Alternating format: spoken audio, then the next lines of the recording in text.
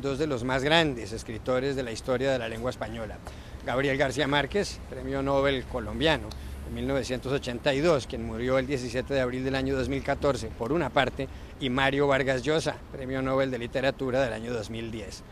Ayer, muy cerca de aquí, de Madrid, en el Escorial, en los cursos de verano de la Universidad Complutense de esta ciudad, Mario Vargas Llosa tuvo un conversatorio con Carlos Granés, ensayista colombiano, y habló por primera vez de su relación con García Márquez.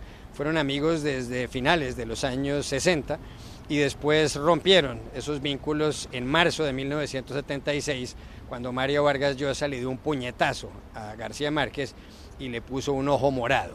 Entre las cosas que dijo ayer Vargas Llosa, quien se ha expresado muy pocas veces sobre García Márquez, es que lo apreciaba mucho como escritor, que lo valoraba muchísimo. Pero por otro lado, cuando se le preguntó acerca de los distintos puntos de vista que tenían tanto García Márquez como Vargas Llosa con respecto al régimen cubano, Vargas Llosa dijo que a él le había llamado la atención que después del caso Padilla, aquel poeta, Heberto Padilla, que fue primero partidario de Castro y posteriormente fue apresado y luego estuvo viviendo en Nueva York y en la Florida, en Madrid, en distintos sitios, hasta que falleció, pues dijo Mario Vargas Llosa que a él le parece que García Márquez había asumido una actitud cómoda con respecto al régimen castrista. Dijo García Márquez, en lugar de criticar a Castro con respecto al caso de Heberto Padilla, como hicieron tantos otros escritores, como Juan Rulfo, como Julio Cortázar, como Jean-Paul Sartre, como Simón de Beauvoir, como Octavio Paz, había decidido plegarse un poco a las orientaciones políticas del régimen castrista. Y dijo Mario Vargas Llosa, lo que pasa es que el mundo de la intelectualidad está dominado por la izquierda, y yo creo que Gabriel García Márquez no quiso que le lloviera barro como les llovió a estos escritores y también al propio Vargas Llosa. Tiene razón Mario Vargas Llosa en el sentido de que el mundo de la intelectualidad está dominado por la izquierda. Juan Carlos Hidalgo, Jean Martínez Arens, Enrique Gómez Batista. Bueno, ciertamente en esos años, cuando estamos hablando de los 60 y los 70, del tema de Cuba, fue un tema fundamental, un parteaguas para mucho intelectual en América Latina. Yo he leído varios ensayos de Mario Vargas Llosa en donde él expresa sus dudas iniciales sobre la naturaleza del régimen cubano, porque recordemos que Vargas Llosa inicialmente fue bastante entusiasta de la revolución, como muchos otros intelectuales en América Latina, pero conforme se fue revelando la naturaleza stalinista de la dictadura de Fidel Castro, Vargas Llosa rompe con Cuba, y esto le valió a Vargas Llosa el ostracismo por mucho tiempo dentro de los círculos intelectuales. Es más, se especula que él gana su premio Nobel hasta hace apenas unos pocos años, precisamente porque todavía la intelectualidad le cobra que él haya sido tan crítico con Cuba, y no solo con Cuba, sino con la izquierda en general. Ahora bien, de las declaraciones de Vargas Llosa, llama la atención el hecho de que él diga que en un inicio él era el entusiasta sobre la revolución cubana, mientras que Gabriel García Márquez nunca mostró mayor entusiasmo sobre lo que ocurrió en Cuba en 1959, y que fue una cuestión acomodaticia. Yo no hubiera pensado eso, porque García Márquez murió siendo todavía, como le decían, el escribiente de Fidel Castro. Así que bueno, es una historia bastante interesante, genera mucha curiosidad dentro de los latinoamericanos, la relación entre estos dos escritores que fueron uña y carne, como se dice en esta nota, y que terminaron rompiendo su relación de amistad de una manera muy pública, con un puñetazo de por medio, y que las circunstancias bajo las cuales esta amistad terminó siempre ha sido motivo de especulación, motivo de fisga por parte de muchos lectores en la región. A mí me llama mucho la atención esta aseveración de Vargas Llosa, con el cual yo estoy en gran parte de acuerdo, de que es la izquierda quien domina el mundo de la cultura, ¿no? Es decir, vamos a ver, yo creo que eso durante mucho tiempo ha sido cierto. Es verdad que el mundo de la cultura, en tanto que es un mundo de ruptura, es un mundo de creación, pues tiene menos cabida el sector conservador, que por propia definición busca no romper, no avanzar tanto como aquellos que sí que lo quieren, es decir, el artista por naturaleza es iconoclasta, y el conservador no. Y eso ahí es cierto, pero eso es en el ámbito de la creación. El control de los medios culturales yo no tengo claro que esté en manos de la izquierda, es decir, y sobre todo en un mundo en el que estamos ahora tan digitalizado, tan inmediato, tan fluido, tan líquido, donde Internet, la televisión, los nuevos medios, primero no se sabe bien en manos de quién están, pero normalmente están en manos que no corresponden, yo creo, que al estereotipo de la izquierda. Es decir, yo creo que ahí a lo que se refiere básicamente es a los creadores, ¿eh?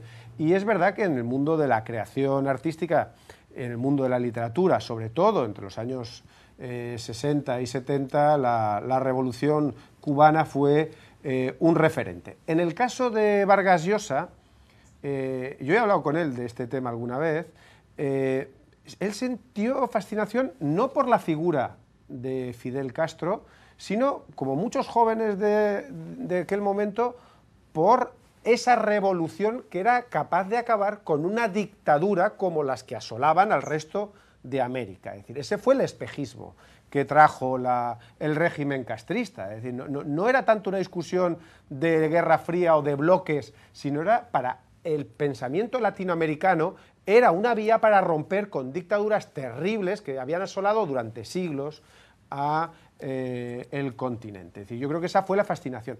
En el caso de Gabriel García Márquez, que tuve ocasión de conocer hace mucho tiempo, él la fascinación la tenía no en el régimen, la tenía en la persona. Sí. Es decir, Gabo estaba fascinado por Fidel y tenía una fascinación literaria. Gabo no defendía, como se ha dicho, tanto el régimen castrista, por lo menos no lo hizo en las últimas décadas, no sé, tampoco he hecho ahí la historia, pero él mantuvo una relación personal con Fidel Castro intensa, y la tuvo como la sentía un escritor hacia un personaje que evidentemente es un caudal literario. No entro en el término moral. Yo creo que a los escritores no hay que juzgarles por la moralidad, o hay que juzgarles por la moralidad política en la medida que hagan acciones políticas. Pero en la lectura literaria de Gabriel García Márquez, igual que en la lectura literaria que se puede hacer de otros muchos escritores, lo importante,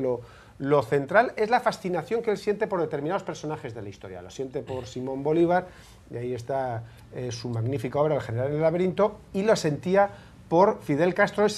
Cuando se estaba con él y él hablaba de Castro, o hablaba de Bill Clinton, o hablaba de cualquier otro político, se percibía una aproximación que iba más allá de lo que es la moralidad política, y que es la fascinación del artista por el poder en estado puro, como representaba Fidel Castro, y evidentemente un poder mal usado. Es decir, el régimen castrista es una dictadura, que no haya dudas al respecto. Pero yo creo que ahí está la diferencia. En cambio, en la aproximación que tuvo Vargas Llosa en su juventud, que es verdad, como tú muy bien recordabas, que fue mucho más entusiasta que la de Gabriel García Márquez, que Gabriel García Márquez había sido purgado de una agencia por el Partido Comunista y tenía cierto resquemor con el comunismo, tampoco era un fan, no lo era.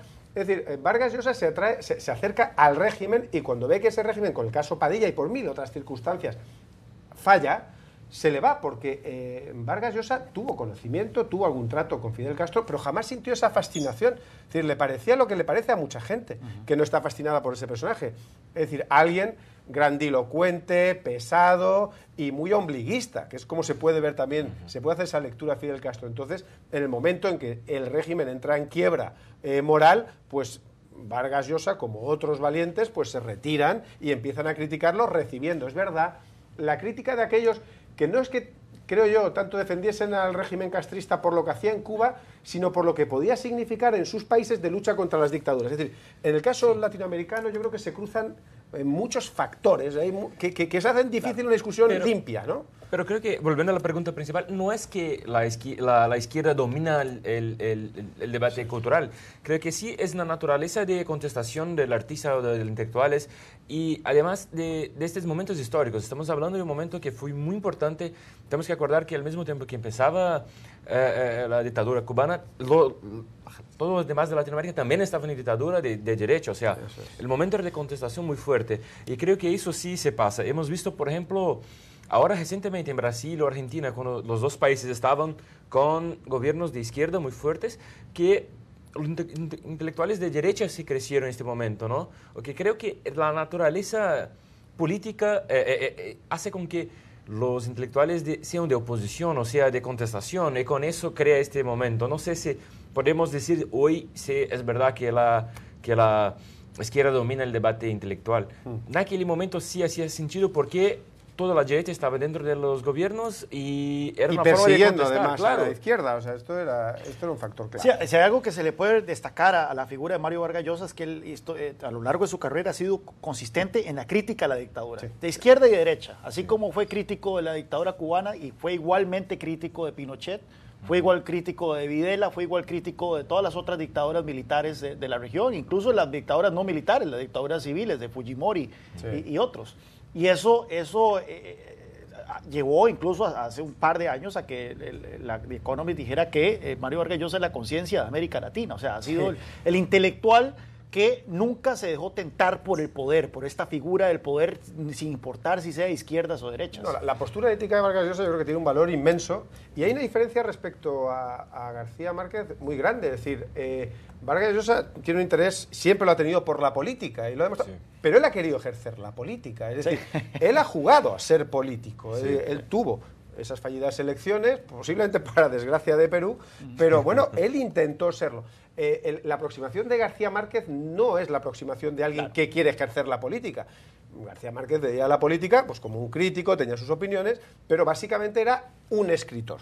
Claro. Él nunca salió de esa esfera de escritor. Es verdad que un escritor importantísimo, influyente y con un amor inmenso a la política. Estaba siempre cerca de grandes personajes. Es decir, a él lo oías hablar y a él le encantaba relatar sus encuentros con el presidente de Estados Unidos, con el presidente de Francia, con los españoles, con los latinoamericanos. Es decir, a él le encantaba esa cercanía de poder, pero desde un prisma yo creo que mucho más literario. Hay otra cosa que yo creo es muy interesante en esto que hizo ayer Vargas Llosa, este recordatorio, es el cariño que siente hacia García Márquez, ¿no? Es decir, durante mucho tiempo se ha hablado de lo mal que se llevaban y la verdad es que ayer lo que se vio en el Escorial, yo lo estuve viendo un poquito por un directo que dimos en el País, era un personaje que sigue estando fascinado por el escritor que es García Márquez, como lo estuvo al principio del todo. Es decir, Vargas Llosa fue de los primeros en defender a García Márquez, escribió un libro sobre él, Historia de un deicidio, que era, vamos, lo elevaba, ¿no?, en el Parnaso de los escritores, y siempre que pudo, la técnica y la calidad literaria de García Márquez, él la antepuso a la de muchos otros escritores, ¿no? Y aunque luego tuvieron problemas personales, tuvieron distancia política, posiblemente entre ellos había fricciones muy profundas, Vargas Llosa siempre ha tenido la altura ética de reconocer en García Márquez a lo que es uno de los grandes escritores del siglo XX. De hecho, ¿no? de hecho. Yo creo que eso es fundamental, ¿no?, a la hora de evaluar lo que dice Vargas Llosa, porque mucha gente tiene cierto morbo siempre que habla, explicar el motivo aquel del puñetazo famoso, las fotos que luego más se hizo García Márquez enseñando el morado que tenía en el ojo. Ahí hay toda una leyenda, pero luego lo que queda, lo importante y el testimonio importante que se ve ayer es que en el recuerdo, en la trayectoria vital, para Vargas Llosa, Gabo fue alguien que tuvo un valor que va mucho más allá, yo creo, que de la nomenclatura política del momento o de su postura respecto al régimen cubano o su postura respecto a la Guerra Fría. Es decir, lo que se valora, y yo creo que eso es además lo importante y eso es lo que le da valor, es a un escritor se tiene que juzgar como escritor a la postre, ¿no? Y lo peor que puede tener esos momentos tan radicales que tenemos, no solamente aquí en Estados Unidos como en Brasil, en toda Latinoamérica, en todo el mundo, es tentar poner etiquetas en los escritores. Este es de izquierda, este es de derecha. Eso es lo peor que puede tener, creo, en ese momento.